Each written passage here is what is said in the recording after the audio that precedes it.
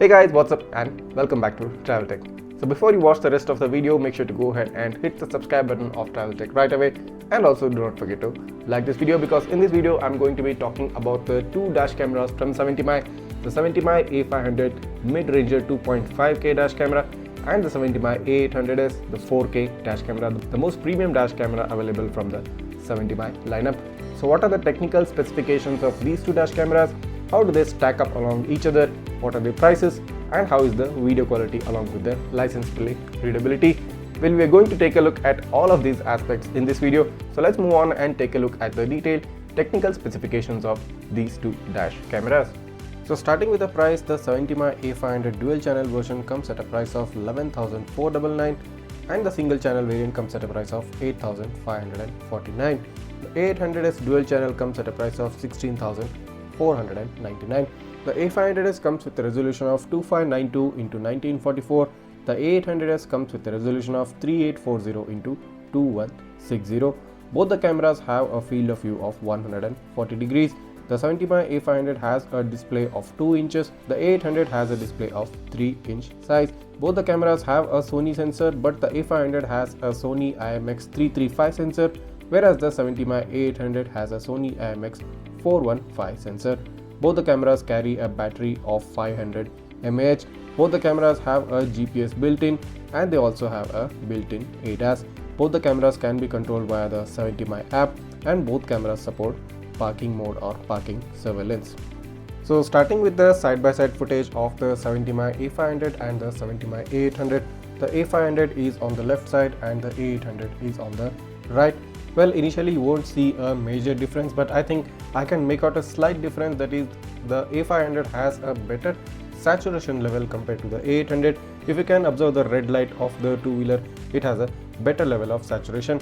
Now going ahead and taking a look at the license plate readability at the close range of the A500, I think this is a really neat and a really decent license plate readability of the A500 at a close range, and considering this is a night condition, I think this is worthy and you can go ahead and invest in a camera like this. Now moving forward and taking a look at the license plate at a far range.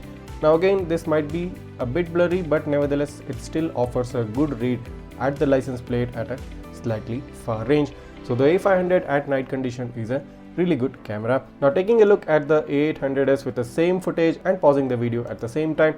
Now at the close range, again this is offering a really good license plate readability, although it's a bit brighter compared to the A500S. Now going ahead and forwarding the video again to the same point where I had paused for the A500 and taking a look at a slightly far range. Now again, this is very much similar, I think, to the A500, and again this offers a good read at night at a far range, and I think both the cameras perform exceptionally well in the night conditions. Now putting them together side by side, on top you have the A500, on the bottom you have the A800. At the close range, I think the difference is not much evident, and at a far range, as you can see, the image quality comes down a bit, but still you can read the number plate easily. So taking over at the daytime footage of the A500S and zooming in on the license plate. Now close range visibility is really good. As you can see, the license plate is pretty much clearly visible and there is no sort of a distortion or any blurring happening in that aspect.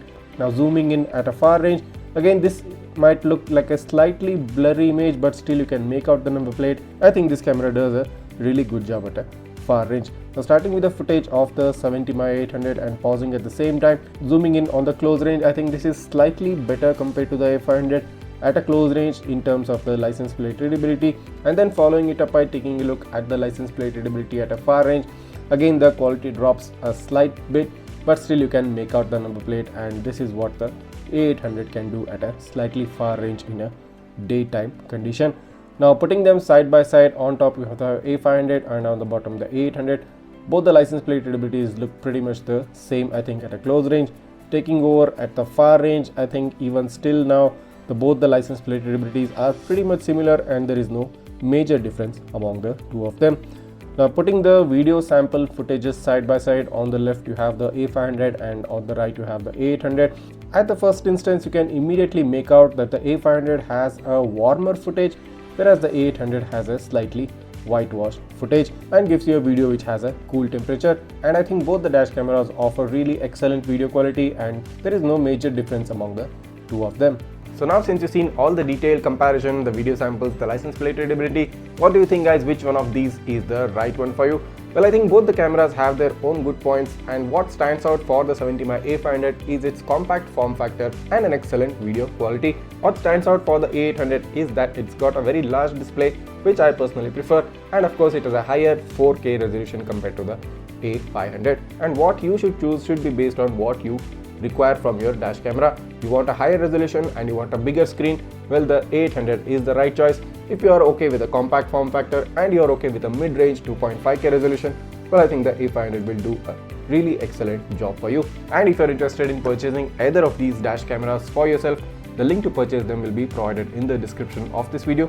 So just go ahead, click down on the description, you will find all the relevant links right there. And in case you want to take a look at some other dash cameras and the detailed reviews and comparisons, I have made quite a lot of videos on dash cameras and the comparisons, and the link to the playlist of those videos will also be provided in the description. So just go ahead, take a look at all these videos so that you can make a more better informed decision. So thank you for watching, and until next one, see ya.